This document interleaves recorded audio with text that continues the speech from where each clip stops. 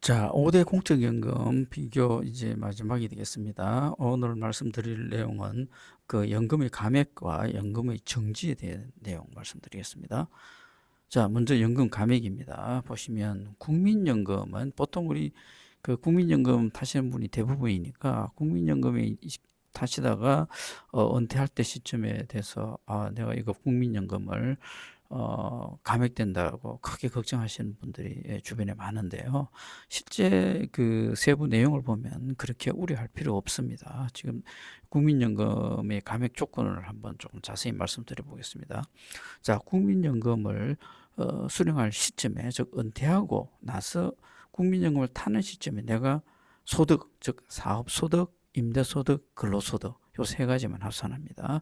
요 소득들이 했던 게 A값 초과시. 자, A값이란 게 뭐냐 하면 국민연금 수급자들의 국민연금의 가입자죠. 수급자라기보다는 가입자들의 평균 월급이라고 보시면 됩니다. 요 A값이 올해 같은 경우 뭐 310만 원 정도 되거든요. 이게 해마다 조금씩 오르고 있습니다.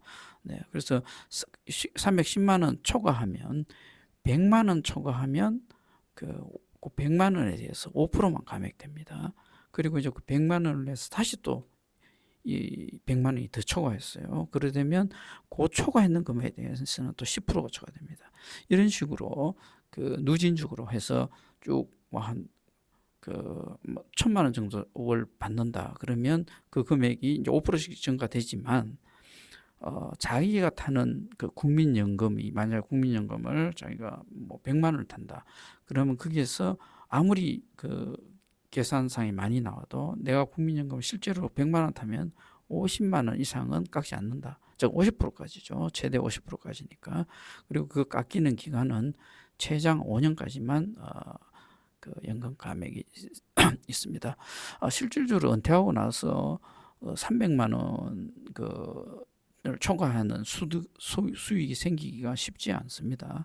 그래서 300만 원까지, 그리고 이 300만 원이라 하는 이 한계가 여기 사업 임대 근로라고 해놨지만 이게 필요경비 다 빼야 되는 겁니다. 근로도 우리 그 근로에서 공제해야 되는 것들이 있죠. 그런 거 다 공제하고 순수하게 나오는 거.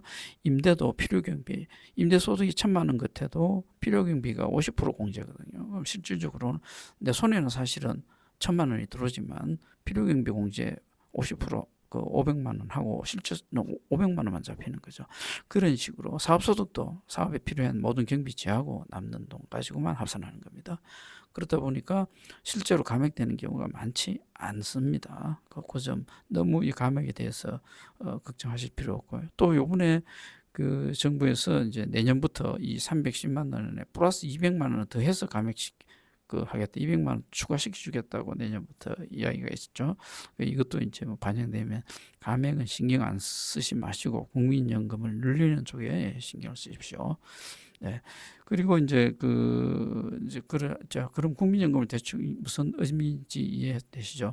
근데 사업 임대 근로 말고 우리가 종합소득 할 때 이배사 연금계에서 뭐 이자 소득, 배당금 소득 이런 게 있을 수 있잖아요. 자, 그런 것들은 또 해당 사항이 아닙니다. 그렇기 때문에 요 세 가지만 합산하면 내가 얼마나 되겠느냐. 내가 은퇴하고 나서 국민연금 탈 때 또 근로를 해야 되고 또 임대소득이 있고 또 사업자 같은 경우는 사업소득이 있을 때 이제 고민해야 될 부분은 맞습니다. 이야기가 길어지는데요. 자, 그러면 이제 직역연금 잠깐 볼게요. 공무원연금, 사학연금, 별정연금에 해당하는 그 연금 감액입니다. 똑같이 국민연금과 똑같이 사업소득, 임대소득, 근로소득을 합산액을 봅니다. 자, 그런데 여기서는 잘 보시면 공무원 연금 수급자의 평균 연금 월액을 초과했을 때입니다. 평균 연금 월액. 이 앞에 국민연금 A값은 어떤 그 평균 보수라고 볼 수 있잖아요. 300만 원. 그런데 여기는 평균 연금 월액이기 때문이죠. 그러니까 연금 월액이 물론 이런 공무원 연금들이 높긴 높죠. 뭐 200만 원씩 보통 넘어가더라고요. 2, 300만 원 될 수 있겠죠.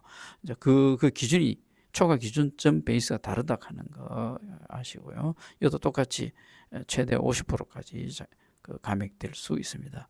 그런데 불행히도 이게는 국민연금은 5년이라는 한계를 두고 있는데 여기는 소득이 있으면 평생 그 감액이 일어납니다. 네. 자, 그리고 이제 군인연금 잠깐 살펴보겠습니다. 군인연금은 이제 조건이 조금 더 유리합니다. 보시면 소득 합산할 때 임대소득이 빠졌어요. 사업소득과 근로소득만 합산하게 되어 있고요. 그 다음에 어떤 초과액의 기준은 우리나라 5인 이상 사업장의 평균 임금 우rek을 초과시, 즉 5인 이상 사업장의 그 우리나라 평균 월급이죠. 그걸 초과했을 때 상당히 높을 수가 있겠죠. 이건 그걸 초과했을 때에 이제 그 감액이 일어나고 역시 최대한 50%고 초과되면 그 무기한 기간도 끝없이 이제 될 수가 있습니다. 뭐 군인연금 타시는 분이 임대소득만 많이 받아도 원룸 뭐 투룸 해가지고 임대소득 많이 받아도 군인연금은 깎이지 않죠. 그 소득이 뭐 몇백만 원, 몇천만 원 나오더라도 왜냐하면 이게 합산에 들어가지 않기 때문에 그렇습니다. 자, 그리고 그러나 이제 또 이런 직역연금, 공무원이든 군인연금에 대해서는 어떤 징계를 받거나 또 형사처벌을 받으면 그 내용에 따라서 12.5%에서 50%까지 평생 감액이 될 수 있습니다. 이건 아주 치명적이죠. 그래서 이 공직에 계신 분들은 뭐 뇌물이라든지 뭐 이런데 주의해야 되는 부분이 있죠. 그런 데서 잘못 한번 되면 노후 그 생활이 아주 불편하게 됩니다. 그러나 국민연금은 그런 내용 전혀 없죠. 내가 뭐 어떤 중대한 범죄를 저지르도 국민연금은 계속 나옵니다. 네, 여기서 이제 저 정지에 대해서도 있는데요. 국민연금은 정지락한 개념이 없습니다.